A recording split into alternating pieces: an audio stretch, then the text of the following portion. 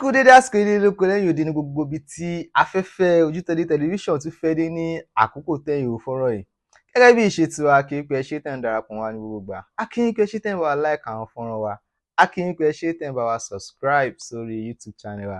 Bẹ́ẹ̀ ni ẹ̀yin nigi lẹ́yìn ọgbà tiwa.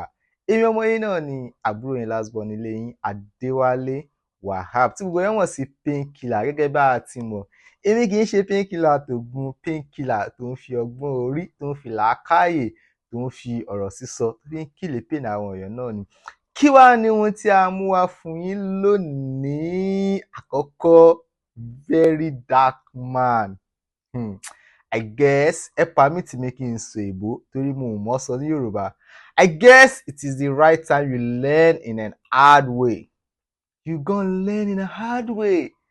Gẹ́gẹ́ bí ìwọ náà ṣe máa ń sọ fáwọn èèyàn kó máa learn in hard way. Ó dàbí àsìkò ti tó tí ìwọ gan máa learn in hard way torí pé ó ti ń ṣàwọn kankan tèmi máa ń rí tíyàn bá ṣe dáadáa ẹ jẹ́ á kí kó ṣe dáadáa. Òun ṣe dáadáa láwọn ibì kan náà àmọ́ àìdá tó ṣe ló pọ̀ jù tó wá ń fi dáadáa bò lójú torí pé àwọn èèyàn Ọlọ́run ló máa ṣàánú àwa èèyàn tá a wà lórílẹ̀‐èdè Nàìjíríà yìí. Ibi tí ó yẹ ká kọjú sí ìpàkọ́ la máa ń kọ síbẹ̀. Kí ni ohun tí ó jẹ́ kí n fẹ́ ṣe fọ́nrán yìí? Kí ni ohun tí mo fẹ́ ṣe fọ́nrán yìí lé lórí ni pé ó fi fọ́nrán kan sórí page ẹ̀ ní alánà ẹ̀ ló fi síbẹ̀. Bí mo ṣe rí fọ́nrán yìí mo fẹ́ ṣiṣẹ́ lé lórí lẹ́sẹ̀kẹsẹ̀. Mo ní jẹ́ kí ilẹ̀ mọ́ náà kí n tó ṣiṣẹ́ lé lórí. Kí ni fọ́nrán náà? Ó ní wípé 13 million naira làwọn ti waste because of juju. Ó kọ síbẹ̀ pé 30 million naira wasted because of juju. Ó wá continue ó ní bọ́ọ̀ táwọn gbẹ́ fún community kan lọ́wọ́ bí àwọn ṣe ń ṣiṣẹ́ lọ irinṣẹ́ máa bàjẹ́ àwọn ọmọọṣẹ́ òun máa rẹ̀ àwọn staff kinní kan àwọn á ní juju kan ló ń ṣẹlẹ̀ pé kí àwọn ní láti wá ṣe ètùtù kan kí àwọn lè parí iṣẹ́ náà. Bro, make it make sense now. Narrative eléyìí kò enter. Tí kan bá enter àwọn fúnra wọn mọ̀ pé ilé yẹn ń tà but bro this one no enter. Ilé yìí ò enter. Báwo ni ẹ ṣe àkọ́kọ́ ná? Báwo lẹ ṣe waste 13 million naira? Ẹlẹ́ẹ̀kejì ni pé gẹ́gẹ́ bá a ti mọ̀ ṣebí ìwọ náà ló ṣàkọ́ tó ń bọ̀ nílùú yín. You get that thing wey you dey worship for your village na. You yourself gan you dey always talk am pé dem no fit catch you dem no fit kinní kan léléyìí tó túmọ̀ sí pé o ní jùjù you get juju. So how come tí owó wá waste tí èèyàn tó ní jùjù wá ń fọ́ fún jùjù kékeré kan tó yẹ kó ní kẹ́ wá? Ẹlẹ́ẹ̀kejì pé kí ló dé tẹ́ ẹ ṣe sacrifice tó ní kẹ́ ẹ ṣe tó bá jẹ́ pé lóòótọ́ pé owó yẹn lóòótọ́ ibi tó wọlẹ̀ sí nìyẹn kí ló dé tẹ́ ẹ ṣe sacrifice tó ní kẹ́ ẹ ṣe ló lẹ́fẹ̀ẹ́ fi ṣe wọn ò lè ná jẹ́ kí lóye sacrifice. So wá kọ̀ wá just set ring light pé 30 million naira kan ti waste ká tún gbàgbé 30 million nínú NGO money owó tó dá sí ẹ lọ́wọ́ báyẹn. Bro ṣé ẹ̀yin ará ilé ṣé ẹ̀ ń rò nǹkan tí mò ń rò ṣá?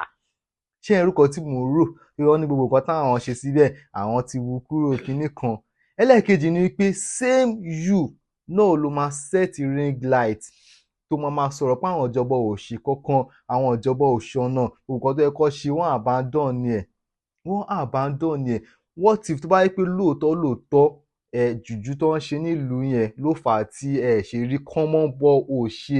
Kí ní assurance pé kò ń ṣe jùjú náà ṣe ní Nàìjíríà tí àwọn ìjọba náà fi rí àwọn ọ̀nà ibì kankan ṣe tí ìkankan ò fi work níbì kankan? Ṣé ẹ rí i pé ìwọ sọ̀rọ̀sọ̀rọ̀ tó bá ń sọ̀rọ̀ kó rántí ẹni tó mọ̀ ọ̀rọ̀ gbọ́? Ìwọ ń complain pé jùjú tó ń ṣe nílùú ibì kan ni kò jẹ́ kẹ́ ẹ ráyè ṣe borehole common borehole ní ẹni pé waste 13 million naira lé lórí common borehole torí jùjú ẹ waste ẹ̀ ó dẹ̀ give up. Now fi imagine èèyàn tó jẹ governor lórí gbogbo state tó jẹ president lórí gbogbo country tí wọn ò bá rí bì kan ṣe ó mọye project tó máa ṣe ó mọye nǹkan tó máa wà lórí ẹ̀ ṣé ó mọye nǹkan tó máa face now before you talk ẹ jẹ́ ká jọ máa fi ọ̀rọ̀ ṣírò ara wa wò. Ẹ lè ṣe common borehole torí jùjú ẹ dẹ̀ máa expect kí government tún gbogbo country ṣe. Ẹ mọye jùjú tó wà lórí country one town lẹ́yìn ní issue pẹ̀lú báyẹn pé jùjú wọn bẹ̀ gbogbo country ẹ mọ ìjùjú tó wà ní gbogbo country. So to me narrative yẹn kò work out torí tá a bá tún ní ká ẹ jẹ́ ká tún flashback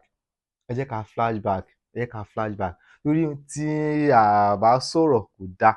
Lára àwọn fọ́nrán tó ṣe lọ a rántí gbogbo àti òun náà ó wà lára àwọn tó ń jàdù pé kíní kan ẹ̀ ń kó fake products wá sí Nàìjíríà ó máa sáré call ẹni ẹ̀ out. Òun náà tún ní èèyàn kan ṣoṣo tó wá introduce iPhone XR in 17 body to us. Is that ṣé original product ní XR tó ní tó wà ní 17 body? XR ní iPhone XR ní ó wà ní 17 ṣé original nìyẹn? ṣé yẹn jẹ́ bu original 17? Same you tí wàá máa attack àwọn èèyàn pé fake products ni wọ́n ń tà kọ̀ọ̀kan tí ò genuine, wọ́n ń tà kọ̀ọ̀kan tí ò real. Ṣé XR ní 17 body ṣé ó real?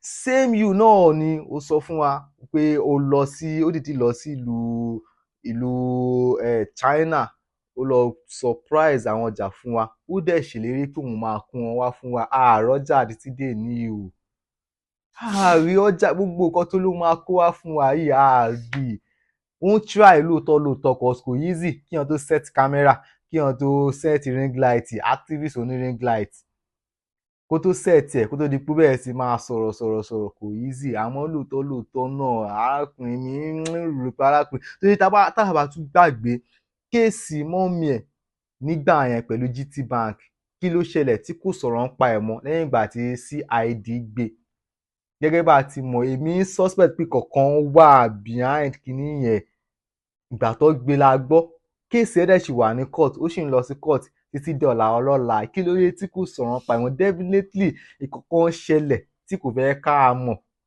Ṣé rí àwọn pípù yìí Ọlọ́run nìkan ló lè gbà wá lórílẹ̀‐èdè Nàìjíríà ẹ̀ka má parọ́ tanra wa tá a bá rò pé ó ti rán mẹ̀sáyà kan sí wa pé kinní kan a kàn ń tanra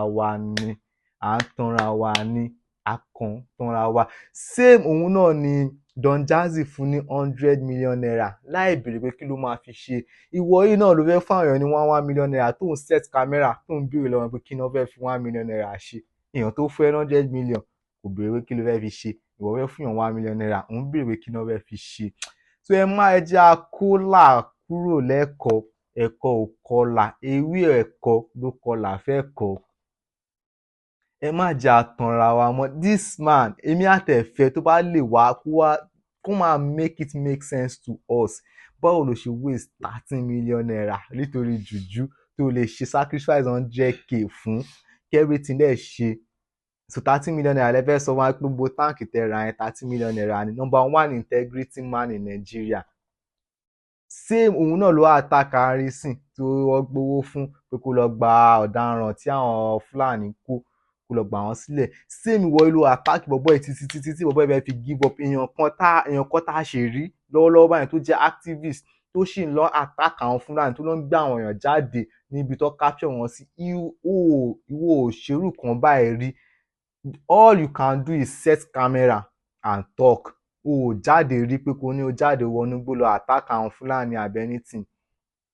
so ẹ jẹ́ kó make it make sense to us make it make sense torí gbogbo àwọn mo mọ̀ pé àwọn ọmọlẹ́yìn ẹ̀ àwọn ratels wọn máa rí kí èmi gan wà lára àwọn ọmọlẹ́yìn ẹ̀ èmi gan wo fọ́nrán ẹ̀ pẹ̀pẹ̀ follower ẹ̀ ni mo jẹ́ ọmọlẹ́yìn ẹ̀ lèmi gan jẹ́ àmọ́ tíyàn bá ń sọ kankan tó bá ń sọ kó wọ́n tẹni tó mọ̀ ọ̀rọ̀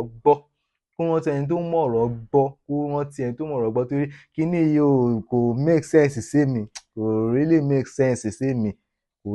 sense ó lè ní pé 13 million naira wọlé báyẹn the state camera ò sọ fún wa pé 30 million naira wọlé nínú owó tó dá sí ẹ lọ́wọ́ ní January bẹ́ẹ̀ dẹ̀ ló ṣe láwọn ìgbà kan báyẹn náà the next time máa rí mọ́tò tuntun la rí orílẹ̀-èdè Nàìjíríà náà jẹ́ àgbọ́n a lè rí jù báyìí lọ lórí ètò títí àkókò yìí ẹ̀yin tẹ́ bá ṣe ń bá mi pàdé nígbà àkọ́kọ́ ẹ bá mi like ẹ bá mi comment ẹ bá mi subscribe sórí YouTube channel yìí assist mi kò easy àwọn nǹkan nìkan máa gbìyànjú náà ni bẹ́ẹ̀ ni mi ọmọ yín náà ní àbúrò yín lásán ní Adéwálé Wahab tí wọ́n sì Painkiller ó dàbọ̀.